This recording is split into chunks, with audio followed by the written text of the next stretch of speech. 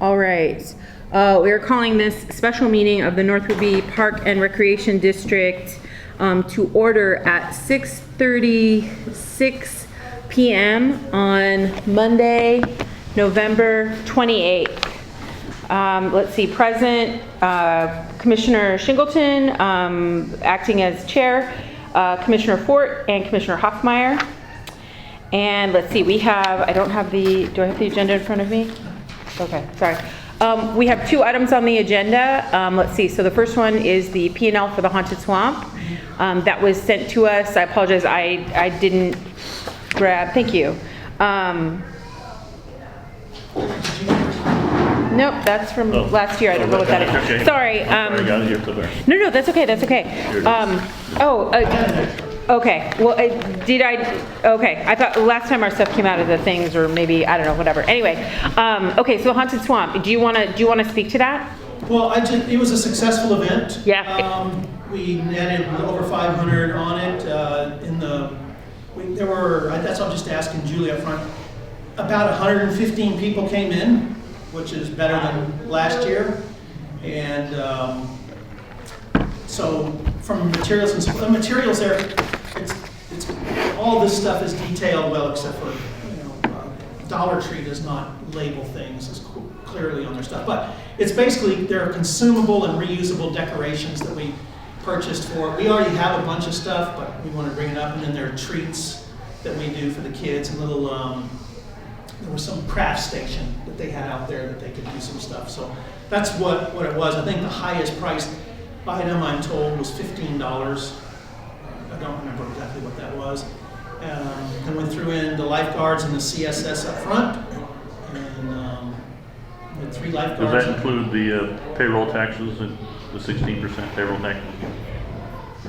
And processing fee or not? I would assume it does. Doesn't make that much because difference. It's got cents after there would be a normal. Okay. Because everyone would. Well, all right. I'm assuming that because it was Julie and Julie. How many hours was that with? How many what? How many hours was that for? 2.5 maybe or 2. It went 7:30, and I think it closed down early. It was supposed to go to 9 o'clock, but I think it closed down early. I was gone already by then. Okay. But that comes right off the payroll. Mm-hmm. So. Thank you for this, by the way. I actually, I was completely impressed, and it was more successful than I would have ever realized. So in so much as part of it was gaining an additional view into what things really cost us and what we're really making on them. This particular one exceeded my expectations anyway. So ours too. I expected maybe 2/3 of that profit margin. I didn't expect it to be that high. It's wonderful, and please tell Julie and anyone else who was involved. Yeah, tell them thank you. I don't know if you had any comments that you wanted to make about it. Echo what you said, that's very impressive. It'd be nice to see a lot more things throughout the year done the same. All right, I think we're good with that. And so moving on, we are revisiting the topic with additional information on the insurance premium financing topic. Right. Do you want to speak to that? Yeah, I'll take it from here. Okay. Some of this will be a real quick rehash of last week, but most of it's the new data, which is in the spreadsheet that I've got there. So as you recall, a year ago when we had to switch to a new insurance provider, when Endurus opted to not renew our policy, it reset our annual insurance premium to a time of year that's not really optimal for it. It's just not. So, and you guys were here, all of you were here, and you lived through the monthly. Do I have enough money from my receipts up front and left in the bank to make payrolling, which ended up curtailing a bunch of expenses. So, our November levy deposit was about $199K. I asked Joanne on Tuesday, whenever I put all this together, or this part of it together anyway. I asked her, okay, what do we have in there? So right now, remember we talked about a snapshot in time on it. It's down. It's about 170K is what's in there right now. And really? Yeah. Yep. I'm gonna ask you about that. And And then if we take 65K out, then we're down to 105K. I can guarantee you, we'll be going into the reserve if we don't do a loan for this insurance premium. And the other thing that has come up since then, and I actually mentioned this last time, down if you look in the pros, if we have a major maintenance incident, then will we have the money to cover it if I'm hitting the reserve for payroll in there. So Murphy is alive. On Tuesday, Matt came to me and said, come back here, and I went back to the back, and the pump that was replaced 2.5 years ago is knocking constantly. And it doesn't do that. Eventually it's going to go. He doesn't know. He hopes that we have 4 to 6 more weeks out of it. But there's no way to know. So, and Matt's in there actually doing research on it right now. If you need his technical scoop on it better than I can deliver, I'm just trying to repeat what he said and learn this as I go along. We've called the company that sent that to us, and we're going to send them the old one that's out back right now, the one that was taken out a couple of years ago. We're going to send that to them, and as long as the casing's in good shape, which we think it is, unless it's warped or something, they have all the parts they believe that they can whatever's broken, they can refix and actually put in better equipment that was in there then. So at the most, if we go that route, assuming they have to redo everything and do a casing, it would be $17,000-ish, plus or minus. That's what it was a couple of years ago. Right now, what we do have in the storage shed out there is another pump. It's not the same pump. But it's close enough that if this one decides to crap on us, then we'd be down for about a day and a half to 2 days for removal and replacement, and hopefully we'll have to have an electrician. So that could be the weak link in the amount of time the pool's shut down. So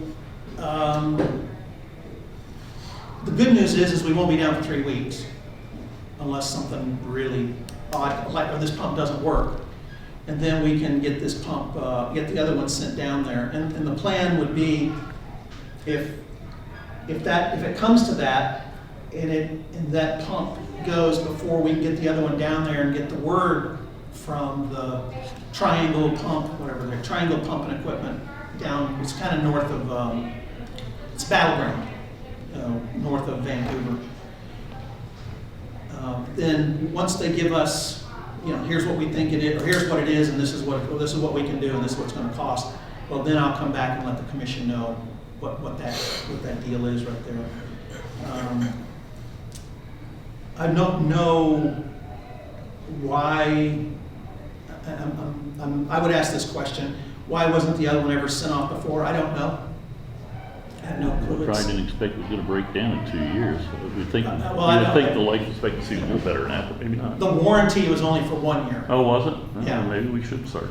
Yeah, maybe. Yeah. So I don't know if they have, and I'll check that. Maybe they have an option for a more extended warranty, but I don't know if they do or not.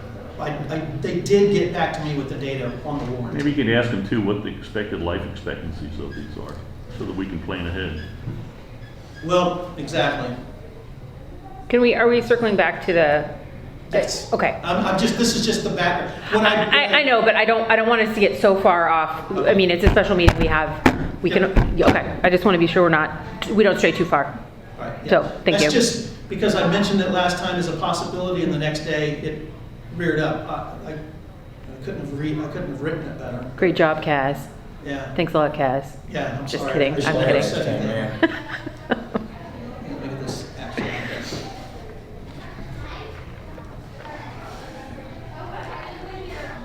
So anyway,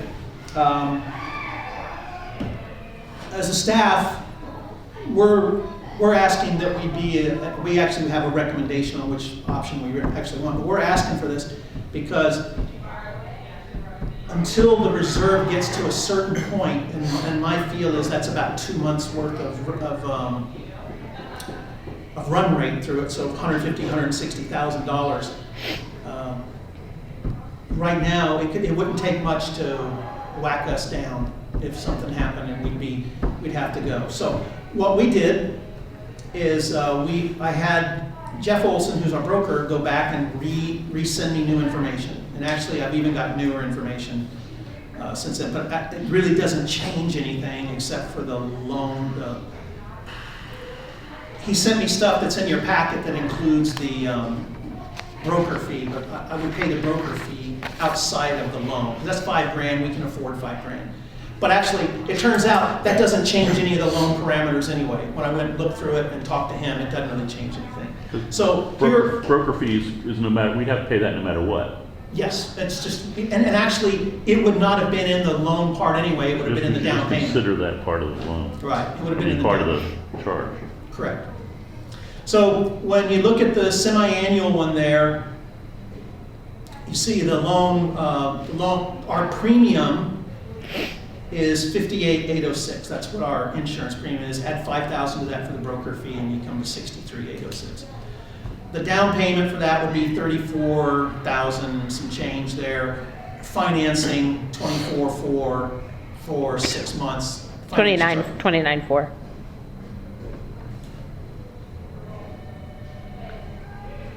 Total finance, yeah, it's 29,400. You got it written down there. It's 29.4. I just want to be sure that when we're stating it, it's accurate. Hang on.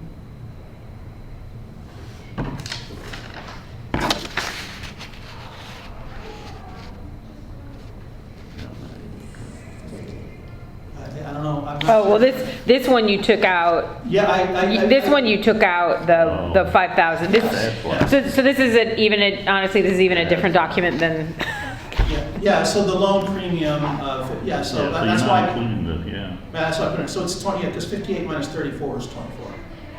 So it's 24 for 6 months. right, but I'm looking at the one that you sent us as opposed to the one you printed for us. Okay. Well, that's because I had the newer quotes came in this afternoon at around 4 o'clock. Okay, so is there something that's different about these? Sorry, that's new information for me too, and I don't know why assumed we're these were the same counting, we're document. deducting the broker's fee. We gotta pay that, so it's a cost, so we should just Well, incur, that's part of the premium.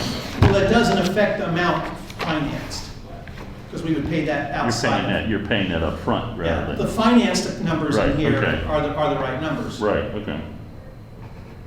And if I added, So it's this plus 5,000. So, sorry, can I clarify for a moment? Because I'm looking at two documents, both of which were created within the past couple of hours, and they're different. So the one that is sitting in front of me, that doesn't include the broker fee, or it does, and it's just cheaper? if you see 58,806 as the Correct. premium, then it does not include the broker fee. Okay, that's the difference. That is the difference. Okay. Right, But- so it's And 30 it wouldn't affect the total finance, because the down payment would be the 34 plus the broker fee. So it really, Right, so we're paying 39,403 in December. that's what it would come to. Okay, so these numbers were updated to take, the numbers are updated from what we had. They're different because the 5,000 was taken out of the total finance. Yeah. Okay, I'm trying to make that clear, because it's different from what we. We're just paying December. instead Well, of- we are, but here's the thing, here's the thing that's, We're paying it just separately, yeah, it's kind of. well, what's in our budget? Does our budget include the broker 65, fee? yes. Okay. I'm just trying to make sure, because if we're moving money one place to another, here we can't see it at all. And I'm actually kind of not cool with that, because it's there regardless. And so the visibility to it, whether it just was stated as an assumption at the bottom, something where it's still visible, because we're still spending it.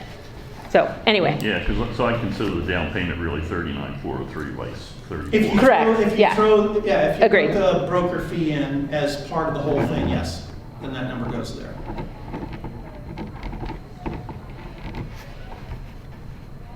But with that 5,000 in or out of this thing, doesn't affect the total finance part.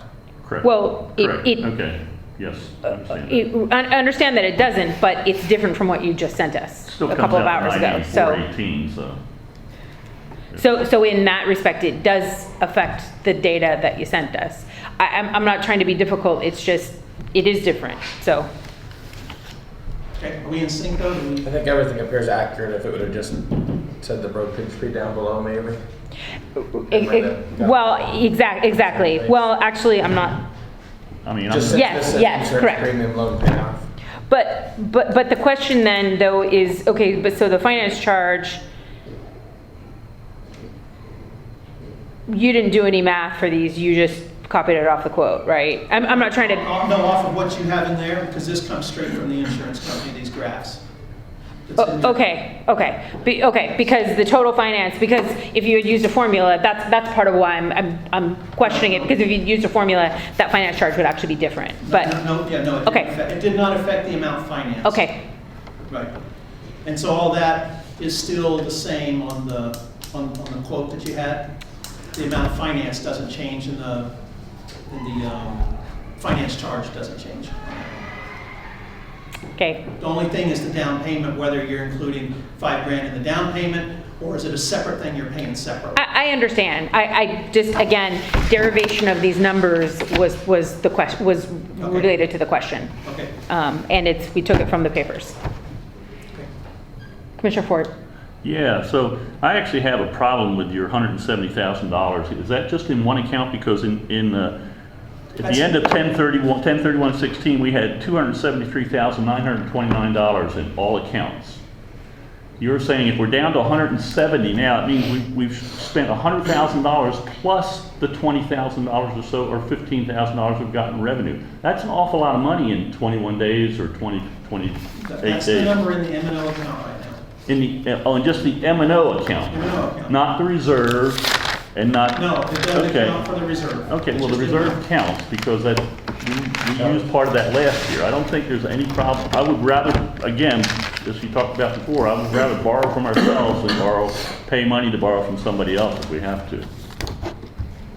And, I really prefer pursuing the line of credit because I think that's a cheaper way to go. And I think even if we have to borrow it for 1 or 2 months at $30,000 at 6%, it's still going to be cheaper than this. And I don't think we're going to have to. We didn't have to do it last year. Lowest we got down to was about $20,000, $20,000 to $30,000 in all accounts. So we didn't need to do it last year, and we're actually better off, from what I'm looking at the accounts right now, we're better off by about $10,000 to $15,000 or $20,000 this year than we were last year. Even after paying for the $17,000 for the pump. So that's my feeling. Okay. I got some thoughts on it too. First of all, you said staff had recommendations, and I hadn't heard those yet, so I'll let you jump back in if you would like. Oh, well, however you guys want me to do it. I'll go straight to our recommendation. Our recommendation and request is to go for the quarterly with the 6-month payoff option. It would be a total finance, or if you count 5,000, we're putting 33.5 in as a down payment to cover the broker and the first half of the premium, and or the down payment portion of the premium. Let me say it that way. And then at the end on June 1st or May 1st, when that it would be, so we would pay the down payment, then we'd have 3 months, we'd have the first payment, then in 3 months would be the May payment. Then that payment there, we would already have the next big drop from the levy, and then it would be paid off. It would be the total cost or the total finance charges, according to their thing right here, the way I added up, would be $193. So it's basically less than $200 more than doing a semi-annual. It's the second least expensive of